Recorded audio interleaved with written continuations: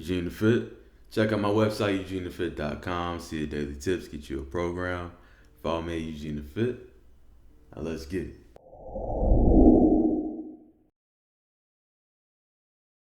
Before we really dive into it, I want to lay a foundation of what I mean by progress. By progress, I'm saying signs you're moving in the right direction. These are important because there's a psychological aspect of, so you have a long-term goal, which could be get to 5% body fat or get to 7%, 12, 15%. It could be lose 30 pounds, lose 10 pounds, whatever it is. It's a long-term goal that's not going to happen overnight. So to keep you in a good mood, to keep you engaged, to keep you motivated, you need to be aware of these small nuggets of achievement along the way so you know, okay, I'm headed in the right direction. In addition, you knowing this can let you know I'm not headed in the right direction. So I need to make some small changes and I can see, all right, did this small change push me in the right direction? Or I'm on the path I need to be on. So let's keep this ball rolling before I make some more changes. So the scale is going to weigh everything. It's going to weigh how much fat you have, how much water you're holding, your organs, your bones, everything. And all the weight you lose won't be fat. If you're gaining weight, all the weight you gain won't be fat. It all varies, which is why the scale alone isn't a good way to track your progress. But the good things about the scale is if you're trending in the right direction, then you know you're probably doing something right. I say probably because you can be bamboozled by water weight. And water weight fluctuates quite frequently. But there is a way to kind of keep this process at bay, and that is by having consistency in your diet, even more so consistency in your potassium-sodium ratios.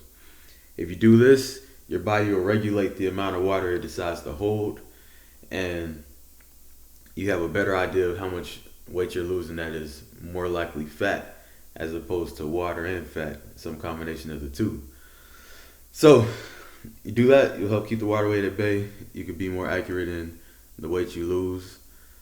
When you are weighing yourself, it's best to do it before you had your first beverage, before you had your first meal.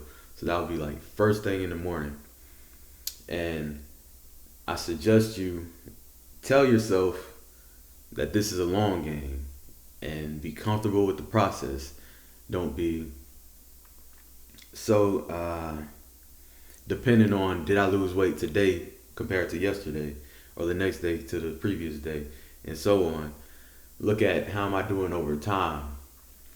So because of that, if you're able to really soak this in and understand I'm playing a long game. This is not a race. It's not a sprint. It's a long distance thing. So I need to lock in and we're going to be going at this for a minute. But when we get there and we'll be good. If you can soak that in, I need you to weigh yourself every morning. And add up each weight for the 7 days of the week. And then divide that by 7. And that's your weight for the week, your weekly weight average. Compare that to the next week. And that's how you see if you're progressing in the right direction. And compare that to the next week. And just so on and so forth. If you do it that way, you know how's your weight moving. You know whether or not you're doing something right. And if you're really watching your potassium-sodium ratios, your food intake is pretty consistent based on the nutritional plan you set for yourself or that you've received, then scale will help you out. So measurements, they're also a good way to see how things are moving along for you. You can indirectly do this by just seeing how your clothes fit. Whether the scale is moving or not. Noticing that my shirt's starting to get a little loose. Used to be snug up here. Or pants getting a little baggy looking like the early 2000s. Then you know, okay, something's moving along here. The scale may not be fully indicating for me, but by the way my garments lay on me, something's happening. And the direct way to measure is pull out the tape. Go ahead and track your waist, you want to measure around the belly button, you go ahead and check the chest area. You can do your thighs, your hips. You can do, as far as your mind goes, as much as you can measure. You can go to forearms, go around the biceps and triceps. You can hit your neck. Tracking all this, you can see, all right, how are the inches going. But you especially want to check the hips, the waist, and the chest area. And that'll show you a lot. One of the best ways to see if you're doing things correctly is to track your body fat. Now, when people say they want to lose weight, 99% of the time they're saying, I want to lose fat. If you're tracking your body fat, you can see almost entirely how much of my weight loss is fat. So, for example, let's say you started out at 200 pounds and you were, let's say, 20% body fat. And then you got to 195 and you were 18% body fat. By doing the math, like saying, all right, 200 pounds multiplied by 20% body fat, which would be 0.2, you will come out to, I think it's 40. And then if you check it and you're at 195 pounds times 18%, which is 0.18, then you'll come out to 35-ish. And you do the math, you lost about 5 pounds of fat. And I know that because I was tracking my body fat. I did the math for this video. Don't think I'm some kind of wizard. But tracking your body fat can show you like this. So you know, all right, how much of what I'm losing is fat as opposed to water weight or as opposed to muscle. So track your body fat. However, there is a point to where your body fat percentage won't be so telling for you. And that is when you really get deep into your fitness journey or a lot of weightlifting and your body fat is super low, like in the single digits. And you start accumulating more intramuscular fat.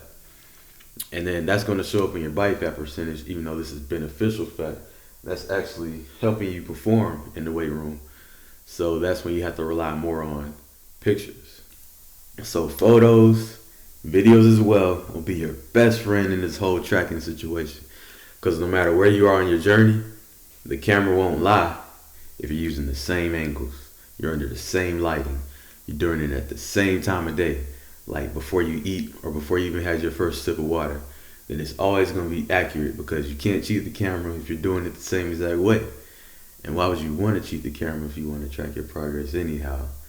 But in addition to this, if you're using some kind of journal or an app or at least keeping track of what your weight was on this specific day, as well as your body fat on whatever specific day, as well as your measurements on whatever specific day, and put that with the pictures, you can know, all right, so this is how my body was looking at that body fat and weight, and this how it was looking now at this body fat and weight. You can do the comparisons. You can see, okay, what was I eating at that time compared to what I'm eating now? Was this more beneficial? Was that more beneficial? Should I go back? Is neither one of them really working? Should I try something new? This is all documented so you can know what's working and what's not. When you don't do that, you're shooting in the dark.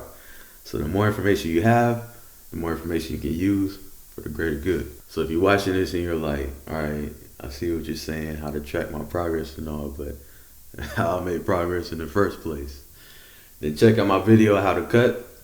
I go into details on how you want to drop body fat while also maintaining and possibly building as much muscle as possible, which is beneficial along this journey to make sure when you get there, it's able to be maintained. So, to recap,